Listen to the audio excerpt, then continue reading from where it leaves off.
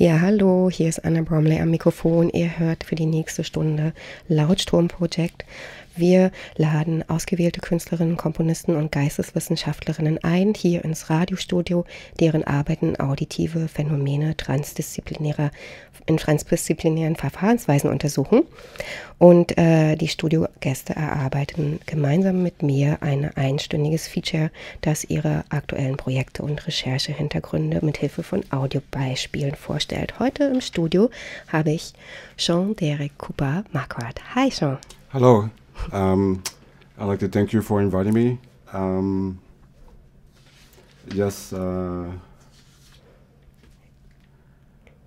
Yeah, well, let's start with one of your awesome pieces. The first piece I would like to play is going by the name Alle Wunden werden geheilt. It's longer than this. Maybe you can help me out, Joe. Alle Wunden werden geheilt? Yes, alle Wunden werden geheilt.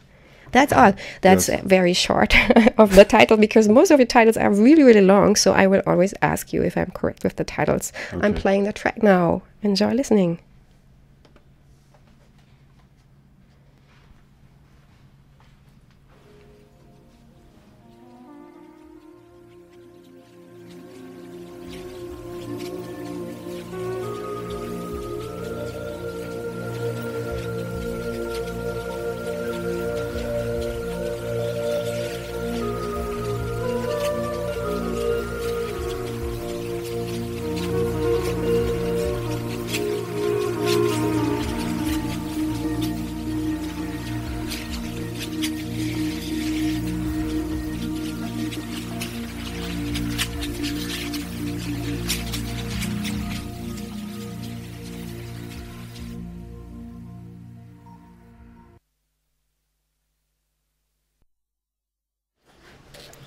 Okay, let me introduce Jean to everybody out there. Jean is born in Chicago but now living in Berlin and is a performance artist, musician, free improvisator and composer of experimental music.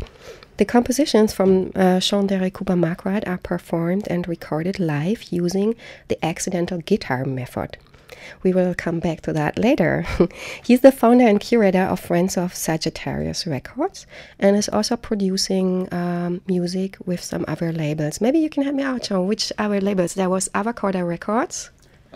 Rainbow Butterfly Diving, Format Noise, Cart Noise, Mhz, which is a Brazilian label. AMP Records is a Mexican label. Vattingen Records is a French internet label. Bleak is a Vienna internet label. Silent Noise Records is based in Japan. Sodoma Records is also based in Japan. Right. So you have been, your music has been on lots of records internationally. How come you have all these international network? It's like extraordinary, a long list of labels, a long list of countries where your music is being distributed. My idea was to put out my music in a sort of grassroots way, to spread it as far as possible and much as possible. In the beginning, there was 1 or 2 labels, but then at the time, many labels started asking me to record for them, and other artists also wanted to join me for split album releases or compilations. Right. Yeah, that is something which I found really interesting when we talked before, that you start off very like grassroots-like. It's just a little bit the opposite of the way of my studio guest I had before, who comes more from the academia and the mathematical calculation. You are somebody who like works hand-on. You didn't have an academic education before. You're just doing it and making your experiences step by step, trial and error, right? Yeah, I've learned in an orthodox way. Mm-hmm. I try to create the tracks by my emotional feelings. Normally, my tracks are created in a day, or sometimes it takes a week. It depends on what I'm trying to express in the music. Right. And actually, I noticed that Sean is producing a massive amount of work. Like when I saw your SoundCloud account, there's a huge amount of work there. I was really impressed by the massiveness of the pieces.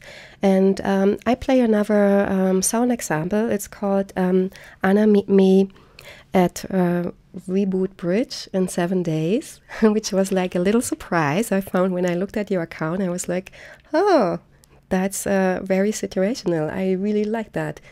So we listen to that piece now. It's a very new piece. It's just from last week, right? Yeah, a few days ago. Yeah, last week. To-doop.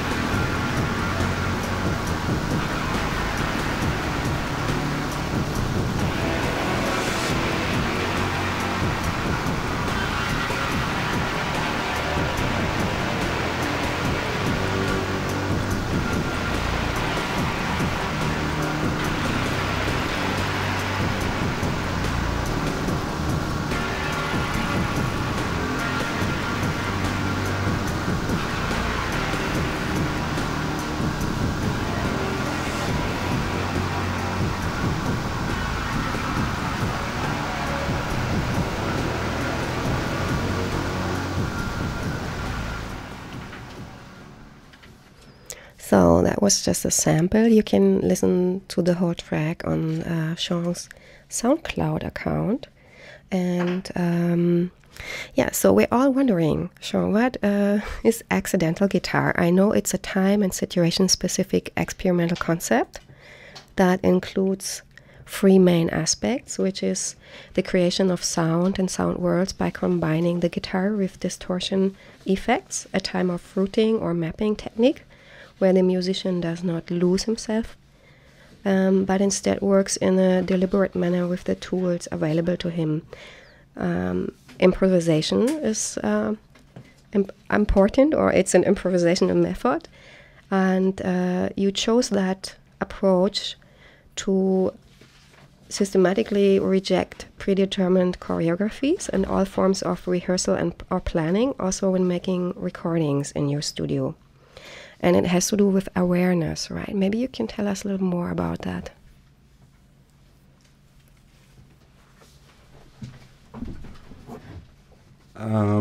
My approach is basically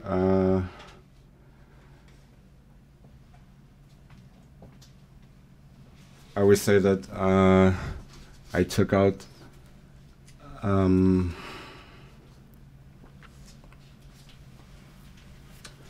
the ideal of two to predetermine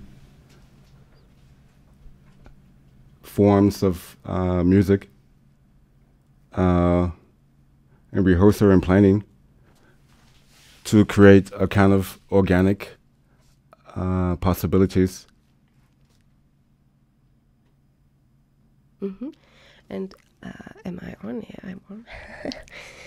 And it's more like specific to the atmosphere and setting, persons, conditions and moods which are present in the space where you're playing, which is either studio or live set, right? Yes, it's like my personal interpretation of the surrounding, of the atmosphere. Yeah.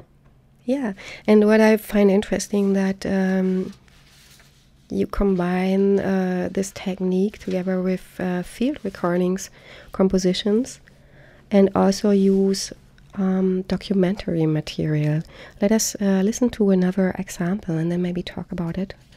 The next piece is called "Will the Real Metronomy Please Stand Up?"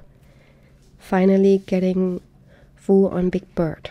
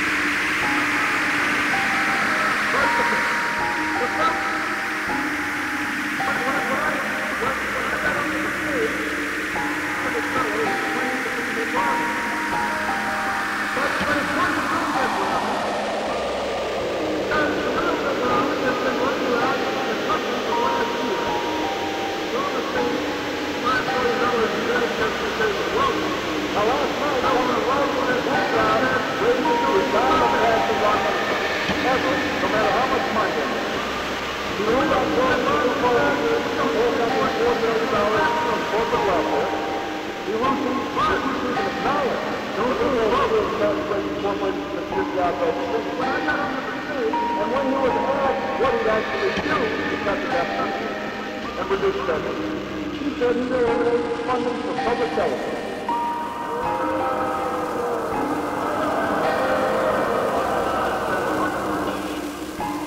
That was the day when I got on the machine, he just didn't want to wait a year to settle when he could lose his job. $5 million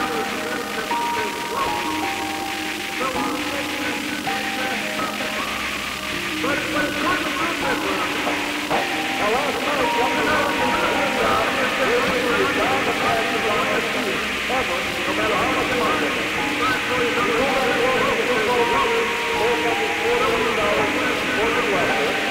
You know, would you even acknowledge the move over years tax rate for what was job register? And when he was asked what he actually do to cut the deficit and reduce spending, no, funding for public television.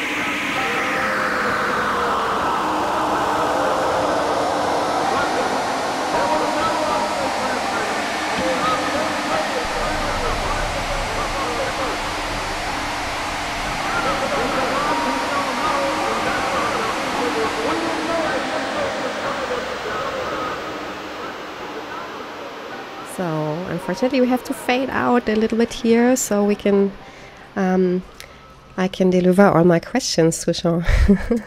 The pieces are actually long, some of them. The last two pieces we heard, they are in total 8 minutes. And I tell you at the end where to listen to them in full length. Like we said, you work a lot with field recordings, and I wondered, I'm very curious to know how you use and record those. How do you collect those field recordings? Well, the last track you just played, Will the Real Mhz Please Stand Up, I recorded a part. Well, there was the recent debate between President Obama and Mhz, and what I found interesting was after the debate, President Obama seemed to have come alive, and he made a statement about someone's finally getting tough on Big Bird, and I thought was quite funny. So I tried to documentate this and to put it into a composition, and I basically recorded from the radio. Right. So is it you listen a lot to radio and news, and you just collect whatever you find interesting? Yeah, radio, films, magazines, books. Maybe it was a statement that someone said. Right.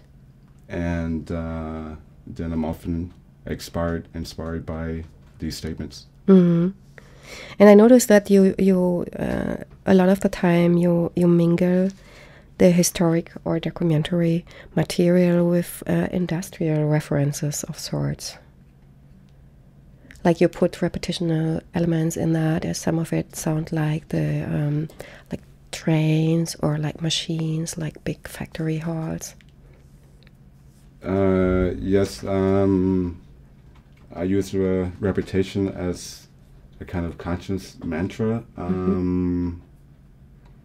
And because of this repetition, I'm able to develop different qualities in the music. And it appears almost in an accidental way. And so this gives me the ability to create right at the moment. Yeah, I see. So it's more like it's like a mantra, which is more like a spiritual thing. Would you say that it's a work? It's like a metaphysical work you do, or is that maybe too much? No. I'm very inspired by the spiritual world. I would say yes. I look for these spiritual qualities, but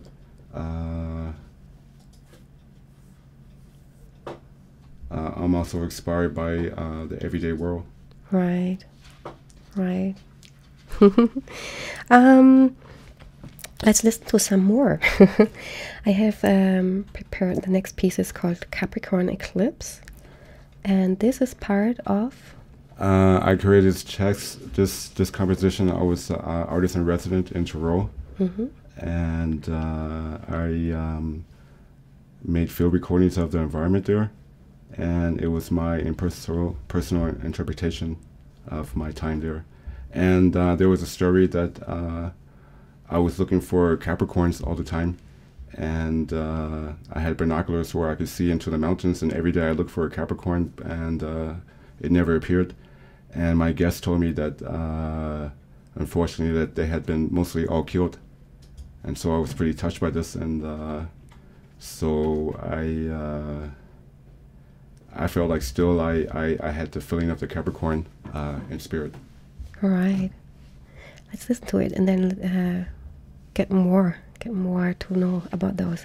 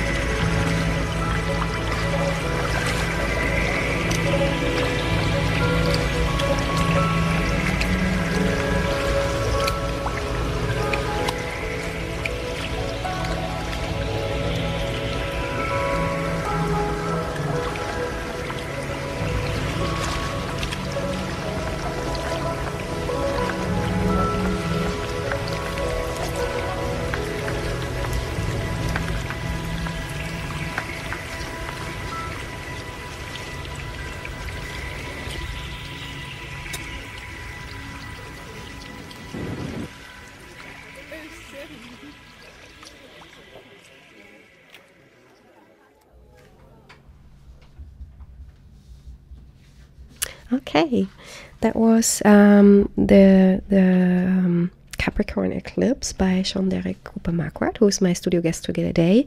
You're listening to Lautstrom on Reboot FM.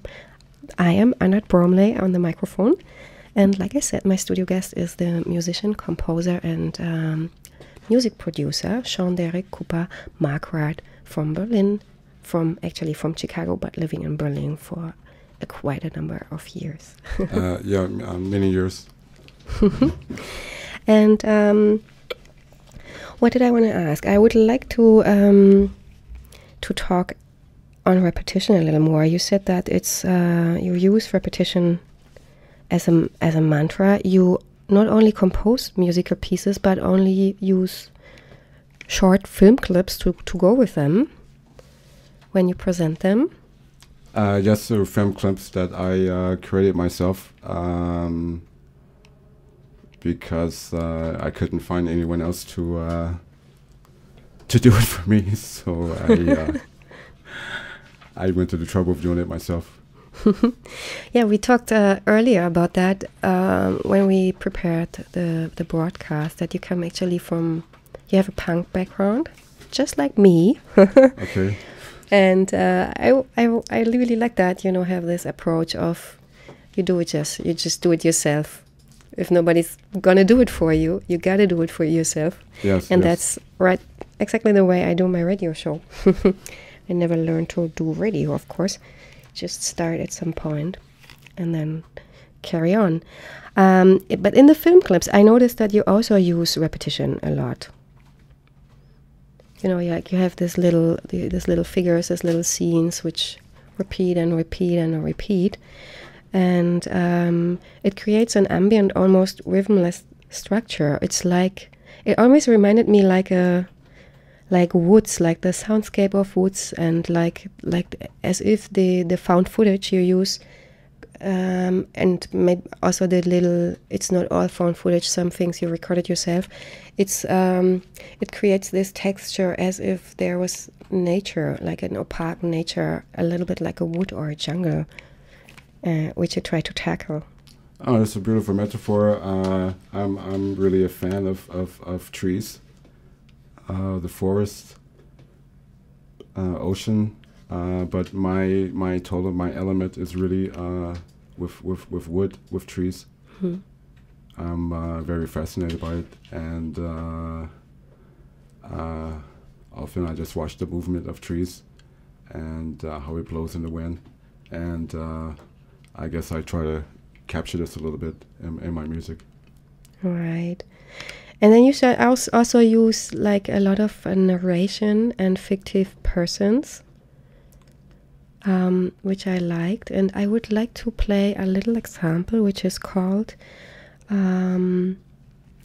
Remembrance. Oh, help me. Elegy of on Everett Andrews Grant. Yes.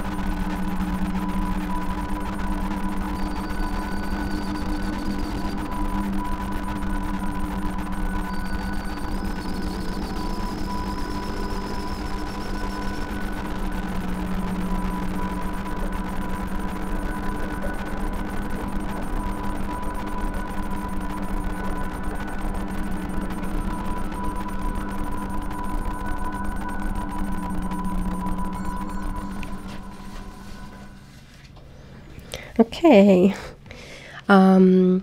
So now we want to know, who is that person, Everett Andreas Gant? I became aware of Everett through my friends from a friendly label. I'm with Siriona Records, a French label. They made a compilation for Everett Grant. Everett Grant was shot. Well, he's a American, U.S. American. I believe his story was in Florida. He was helping children.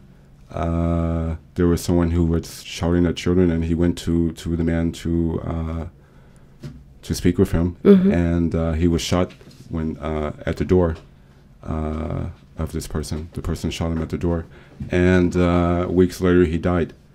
And I was touched by the story, and I kind of put myself in the situation, and emotionally, and I dealt with it by making this composition.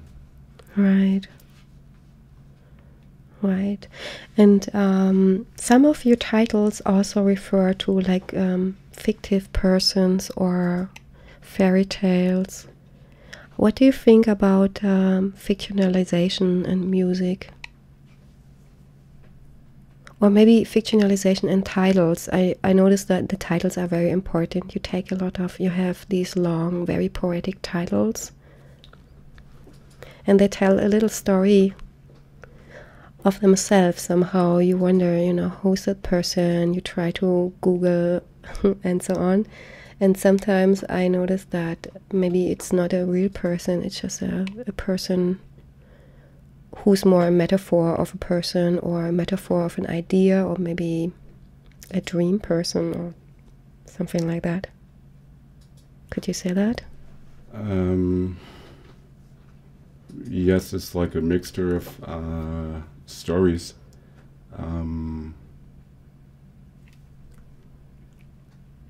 Just stories you hear, just like the same, like you get your samples, you just see things, read the news, read books, and then it's something touching, and you just work with it, right? Yeah, then I become emotionally involved.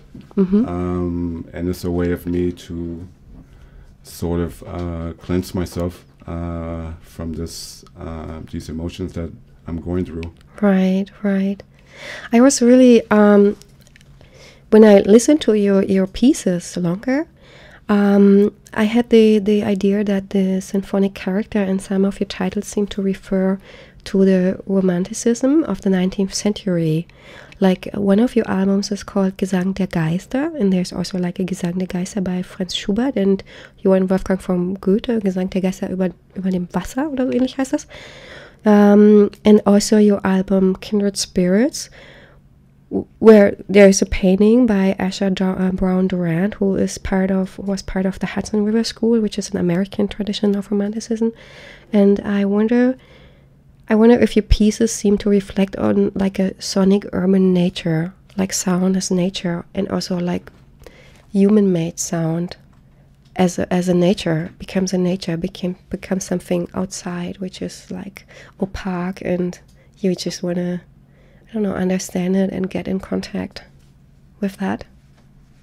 Yeah, it's often planted in me like seeds, and it somehow blooms into my consciousness.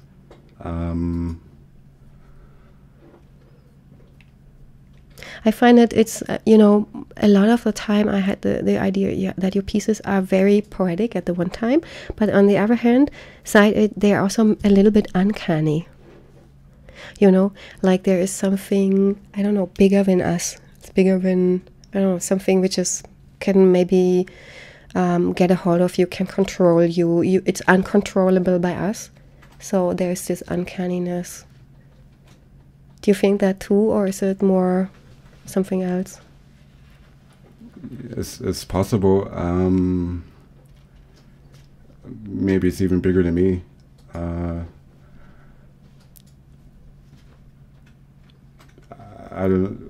The process is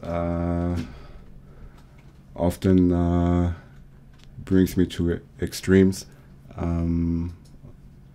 if I'm totally excited by a track, then I don't sleep for days until I have it done.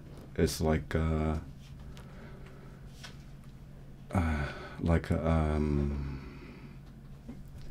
desire to finish it. Right. So it's interesting. You said you told me before that when you worked with your punk bands years ago, you were always like doing something else, and the punk mates became irritated because you wanted to have something more than just music. And I also feel that your pieces are more. Actually, I thought that there are more compositions which I feel are very close to the visual art, to the fine art, more than to music, because they have this big focus on repetition, and they have more like an atmospheric something. I don't know. They're like almost like sound paintings or something. Yeah. Very early, I always saw visuals to my music, and my days with the punk bands, this was kind of a problem because we always wanted to make songs, and I couldn't never settle into this kind of rhythm. I needed a kind of openness, and it wasn't until I created the band Hildegard with Jonathan Toby Burden from Test Department. Right, Hildegard, I know. Yeah, and Guido Mobius. And we played to silent movies. Mm-hmm. And so that was like the point when my dream of these two film visuals and music kind of combining. Right. Yeah, I would like to play a little bit of a clip and also a piece which is called "The Empress: Magical Language of an Insignificant Nature," and it's a film clip which we can't see now, but you can see it on YouTube if you Google it, or if you also Google Derrick Cooper Marquardt. And maybe it's another. You also have another account on YouTube, which I can't remember. The Odessa 12. The Odessa 12, like yes. the city in the Ukraine. Yes, or the name of my daughter. I know, because she's friends with my daughter. Yes. So we listen to that track.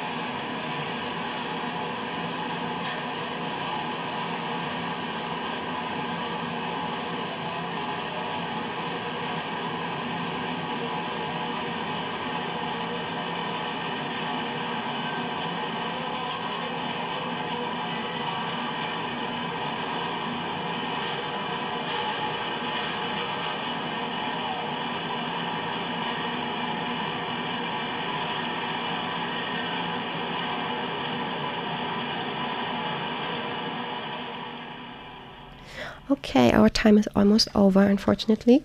And I would like to talk more and have more questions, but I hope we can see your work soon somewhere for in a bigger room, in a bigger space, with more time, with lots of time. Yeah, I have. You actually have something where your work is displayed and played, which is still going on, which is called die Weiße Residenz.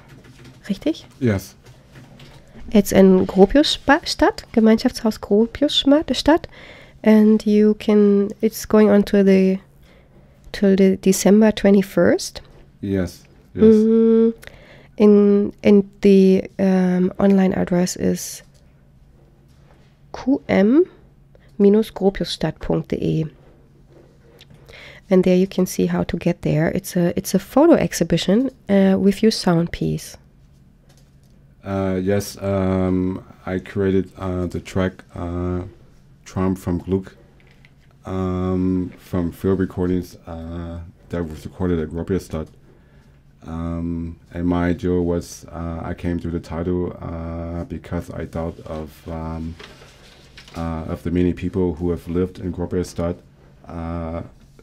the ones who have stayed there and the ones who have made like a transient living condition there. Mm-hmm. And this constant flux of people.